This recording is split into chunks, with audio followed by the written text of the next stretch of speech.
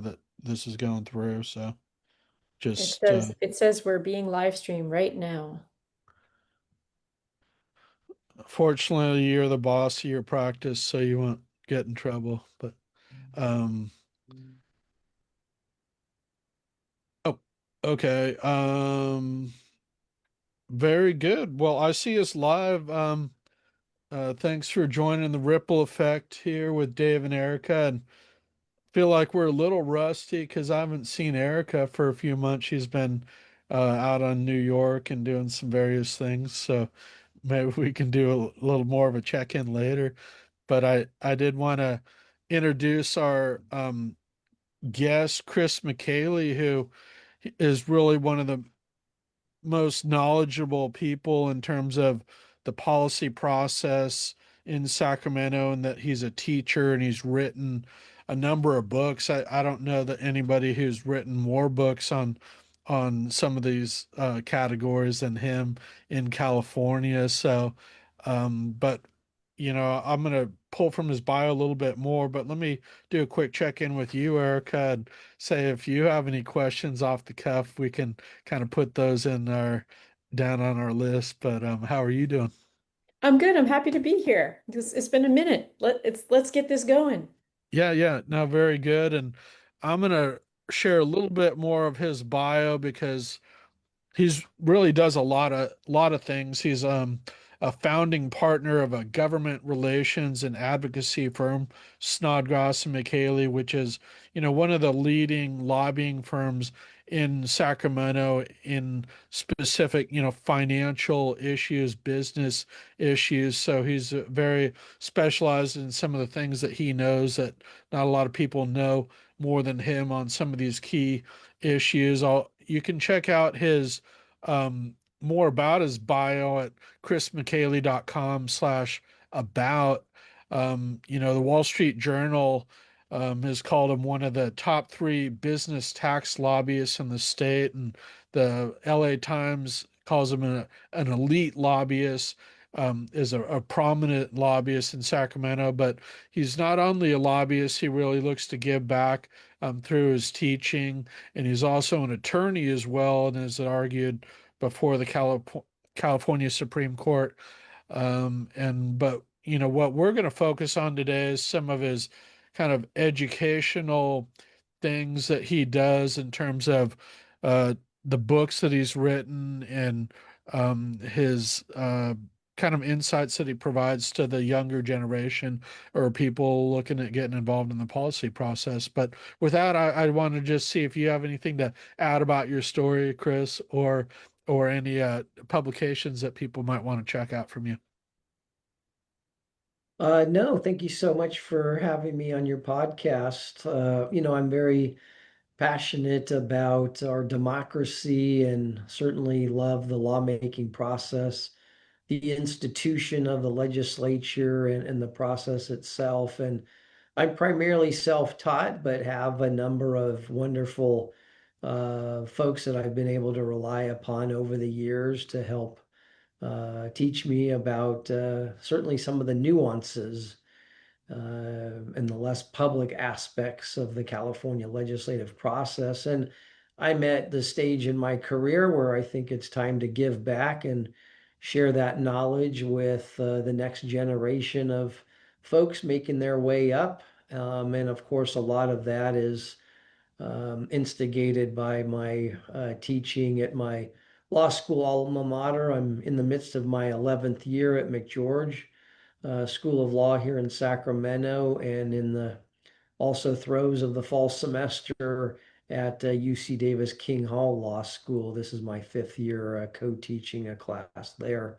So that's one of the things that has driven me to write and teach about the legislative process in particular and different aspects of California state government. I'm sort of feel like a perennial student of government and of the process. And I think that comes from my mother was a school teacher all of her life, and my dad, although a chemical engineer, taught high school students math as well as some courses at the university level to go along with his PhD. So I think those are some of the motivations for where I am today.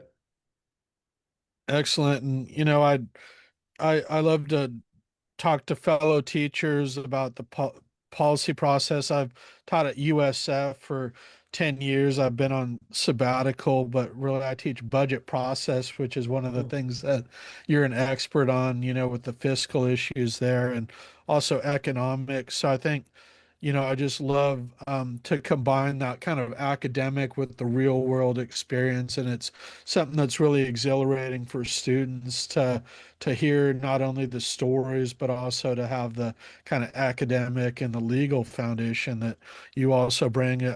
You've written books on just the California state capital jargon, a practical guide to the California budget process.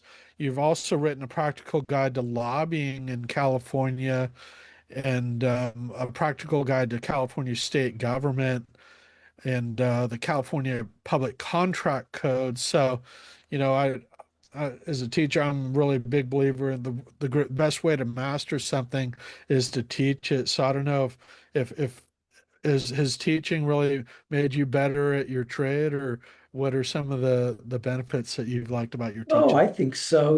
It's funny because when fellow lobbyists or legislators or staff or others ask me about, the things I know, I always answer with, well, since I teach about it, I better know it. As I indicated, I've, spent quite a bit of time over the last 2.5 decades in and around the California state capitol, whether it's reading the Constitution and the government code and the internal rules of the legislature, or obviously experiencing these things. I think really the best way of learning is, of course, doing. And there are some things that you can read about on a piece of paper, again, whether it's the Constitution or the joint or House rules of the legislature, but until you see them in practice, some of those rules may seem rather esoteric or hard to understand on a piece of paper, but when you see them in action, it's really the best way to learn. And quite a few of those things I've not just read about, but obviously experienced myself. So I think that has helped educate me. And as I said earlier, I'm trying to pass along those experiences and that knowledge to not just law students, but also hopefully future lobbyists and capital staffers as well. Yeah, I kind of cross paths with a fair number of young people, not as much as I used to, living in Sacramento, who are interested in getting involved in the policy process. I know one major avenue is to go to law school. I know McGeorge and UC Davis. My dad actually went to Davis, or two of the leading law schools for, getting into policy, being connected to, the policy and some of the issues there. But what would you say are some of the common ways you see young people getting involved in state government or the policy process? Well, I think there are some who view it as a potential profession where they can be involved in the lawmaking process and the development of public policy. Others who are driven by, uh, a particular belief or passion in one or more issue areas. And you can do no greater public policy from my perspective than being involved in the legislative process itself.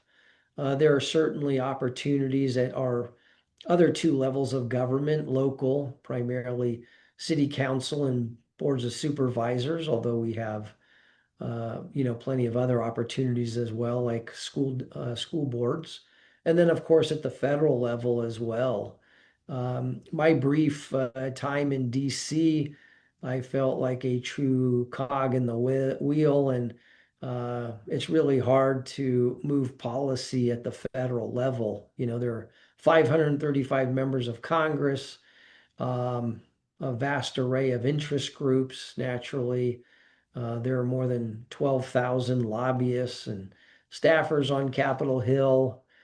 And so after that brief time, I thought, I think better area for me to focus on is state government, which I really like the issues that are addressed at the state legislative arena. And I think a lot of, students and people who are looking for a career in government, in public policy, see the state, especially here in the state of California, as a real opportunity to get involved in a lot of substantive issues that affect the daily lives of Californians, and where they can actually have an impact. Because again, it's a lot harder at the national level to have that sort of impact on public policy.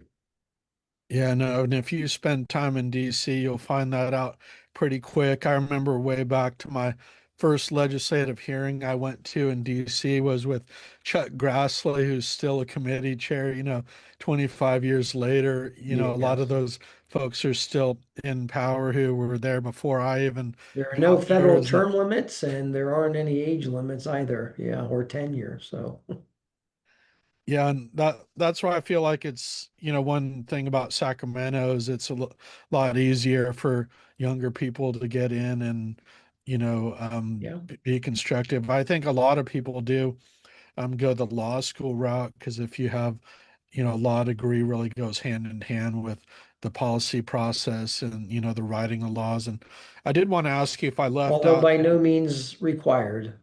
Yeah, I always yeah. like to say, I think one of the most common questions, certainly for college students, I was just speaking to former Assemblyman Ted Lempert's California politics class the other week at UC Berkeley, and was, asked the question about whether or not you need to go to law school to have a career in state government, particularly as a lobbyist. And I said, my answer is always the same. Some of the very best lobbyists in Sacramento are lawyers by training, and some of the very best lawyers in Sacramento uh, are not lawyers. So you don't need it. I think there's a lot of benefit to it, but law school is not a necessity to be involved in state government and public policy. Yeah, and perusing some of your publications, one thing I didn't see that I was curious if maybe you'd written about it or given your experience, particularly with fiscal issues, is the local policy process and the connection of local budgets, for example, to the California state budget. Have you taught on that, or do you I kind have of? not taught. I have never worked in and around local government. I did one practical guide to local governments, but it is, as a practical guide should be, more of the proverbial 35,000 foot level. My focus is, for example, on the article in the state constitution setting forth local governments in the state, and then covering some of the provisions of the government code that, both authorize and dictate some of the services that are provided by local government, how they operate, et cetera, and sort of highlighting the key activities of our 58 counties, 480 odd cities, and depending on your count, 1,500, 2,000 special districts in the state. Um, it does not, as a practical guide, get into details such as local government budgeting and the details of their service providing. Again, it's more of a high level look at what role does local government play in the state. Great. And I know we were going to look at doing a demo, which I thought we could come back to in a few minutes, but I first want to give Erica a chance to chime in. I did put Chris's updated bio there and in the Zoom if you want to take a look at that, Erica. But if you have any wild card questions or just anything about his background that you might want to ask about. Yeah, so it's great to meet you, Chris. And tell us about being an effective lobbyist in California. Most people have no idea how this works.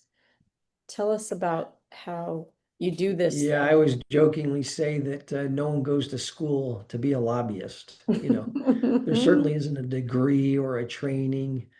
Um, I would love to see some sort of certification program or something. I count two or three states that have it. California does not.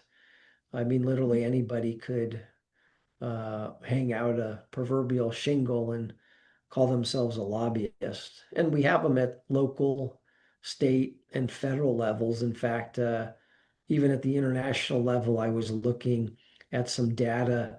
There are more than 12,000 registered lobbyists at the EU in Brussels. So you could even be an international lobbyist. Most come out of it through government generally, particularly the legislative branch, since the legislative branch has the most lobbying activity at both the federal and state levels. The other type of lobbying is regulatory lobbying. The executive branches of the federal and state governments have rulemaking, they adopt regulations, and so there's some heavy duty lobbying in particular areas. I'd cite like the California Air Resources Board, CARB, or the ARB does a number of rulemaking projects each and every year. They essentially regulate mobile and stationary sources of emissions in the state of California. So they're very active as well. So you sort of have legislative and regulatory lobbyists. Your question was, how do you become an effective one? What does it I think take? regardless of legislative or regulatory lobbying, a lot of the work that you do and your ability to assist your clients is knowing uh, or having what I call sort of the four P's. I don't think there's any sort of official, everyone might view effectiveness in a different way, but I think it's important to have some policy knowledge.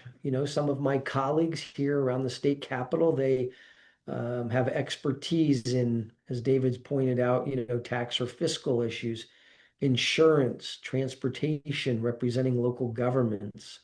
So they have one or more, policy areas of expertise. They also have a procedural knowledge. In other words, what is the legislative or regulatory process? It's obviously rather hard to guide your client through either of those processes, not understanding how the legislative and regulatory processes work. The other is sort of uh, people or players, meaning you have contacts, again, whether you're operating in the legislative space, knowing legislators and their staff and committee members, committee staff, et cetera. Certainly having knowledge about other interest groups, people who would join you in support of a bill or join you in opposition to a bill, et cetera. And the last one, I think, is sort of a personality. Not everybody might be suited for being a lobbyist at the local, state, federal, even international level. I think when I practiced law briefly after law school, sometimes people would make a designation between what we might call a courtroom lawyer and an office lawyer, not pitting one against the other or that one is better than the other.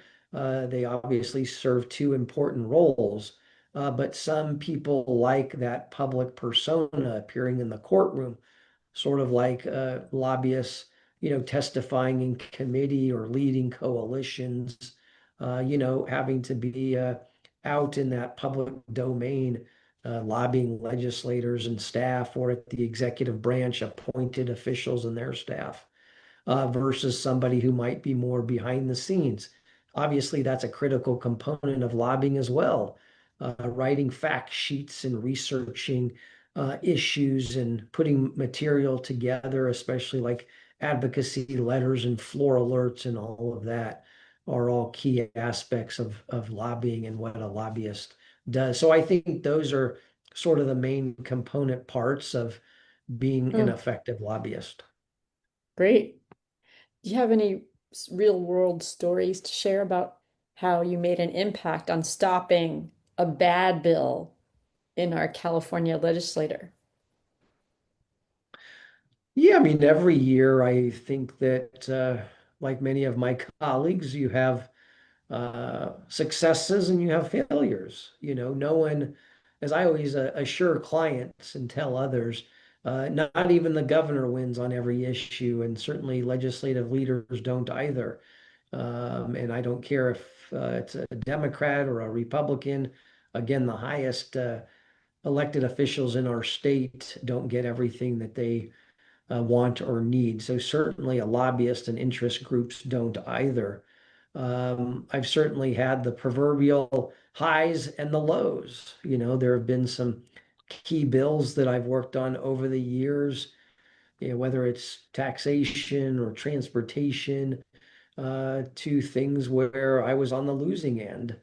In my lobbying career, I've often faced some very formidable other special interest groups, on the other side. Either I'm opposing the bill that they're supporting, or they're opposing a bill that I'm supporting. I remember years ago, and to be fair, Erica, there's a lot of the bills that I work on that, probably don't have great implications for Californians on a day-to-day basis. Some do. In recent years, we've been doing a lot more about AI, artificial intelligence, and privacy, particularly how it affects the workforce. And Hmm. I've been involved in a lot of those bills. There are some bills this year on social media and their impact on children, some of which we worked on, some of which we got changes to. And there were others that we thought that they went too far and would ultimately adversely impact the technology. And California is obviously a home to many, not just technology companies, but AI specific companies. And so, I think a large part of what we're doing is trying to educate elected officials and their staff about what are the pros and cons of some of these areas, particularly newly developing areas. When I started lobbying 25 plus years ago, there wasn't any AI, or we were Not at barely all. using the internet, right? I mean, legislators today have laptops on their desk. They no longer, when David was in the Capitol, they used to have these large binders that had copies of the bills and all the letters in support and opposition and the analyses. Today, everything is on their laptop, there's Right. far less paper. So things have changed, the laws have to change, et cetera.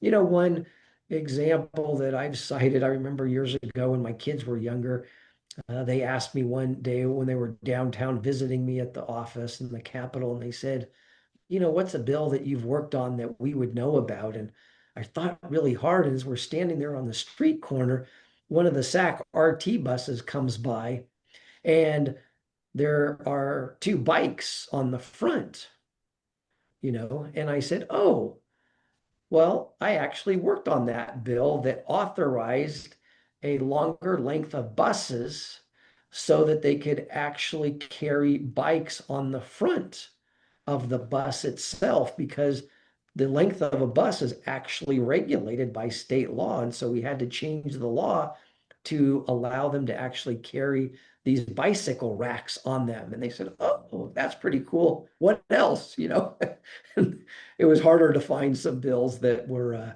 that people could actually see right there and then, or sense that they could feel and touch something that I did.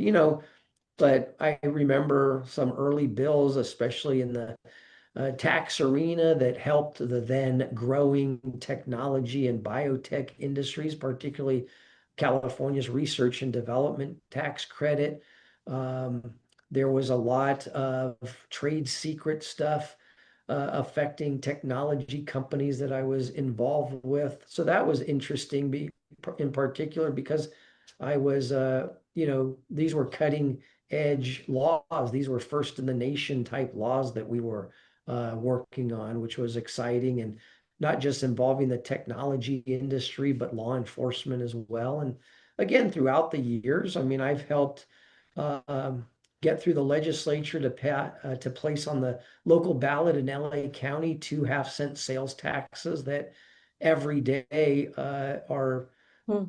funding transportation projects in the city of Los Angeles and the county of Los Angeles, many of which will be utilized for the 2028 Olympics and then Paralympic Games.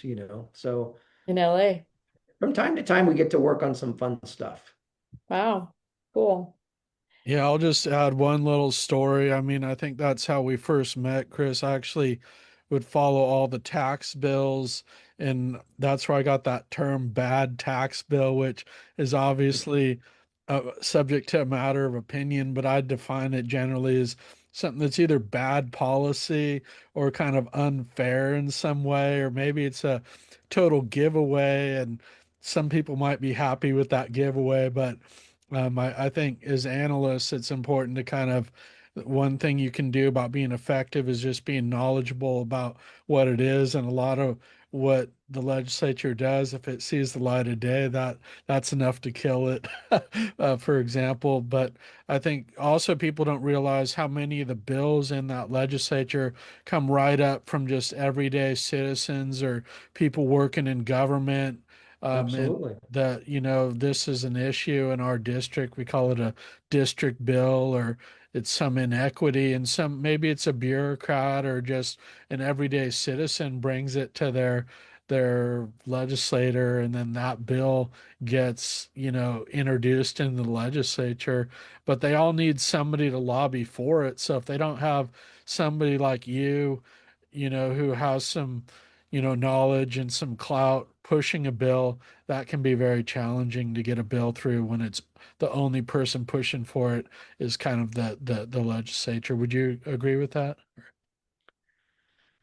Well, I mean, look, I've always said that everybody is a special interest, and literally there's a group representing everybody. Heck, even lobbyists have their own uh, interest trade association. We call it IGA, the Institute of Governmental Advocates. But how did I get started in lobbying? It was even before law school.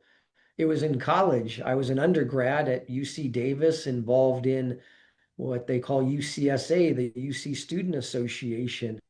And because we were at the closest campus, we would get called over by the full-time UC Student Association lobbyists to come over to the state capitol to, lobby on bills affecting UC students. So whether you're a student, a doctor, uh, a union member, a business owner, retailers, wine grape growers, farmers. I mean, everybody's got a representative in Sacramento at the federal level with national trade associations because those voices have to be heard, and you need somebody full time, being aware of what's going on and advocating because most of these people, whether you're an employee like a member of the Teamsters or SEIU, you're working every day at your job, or you are a small business owner. You're running your business every day. You don't have time to go to the California state capitol and argue for or against laws or over to those 200 plus state agencies and departments and advocate for or against regulations. You need professionals doing that. And that's what all of these, so-called special interests are doing. There is literally a special interest group for everybody out there. Yeah, well put. And we are at time here. I want to give Okay. Erica just the opportunity if she has any closing remarks, but great discussion with you, Chris, and we'll keep in touch Thanks with for what. having me, David and Erica. Yeah, enjoyed it. Yeah, thank you for coming. I appreciate what you're doing. I know this is like such an important time to help people get going and get involved and speak up and learn about this and maybe go to law school, maybe become a lobbyist, maybe get on the hill, whatever hill that is for you. So thank you. Thank you so much for having me. Right Great. on. Well, folks, we'll see you next time on the Ripple Effect. Great to have you back, Erica, and we'll see everybody soon. Thanks.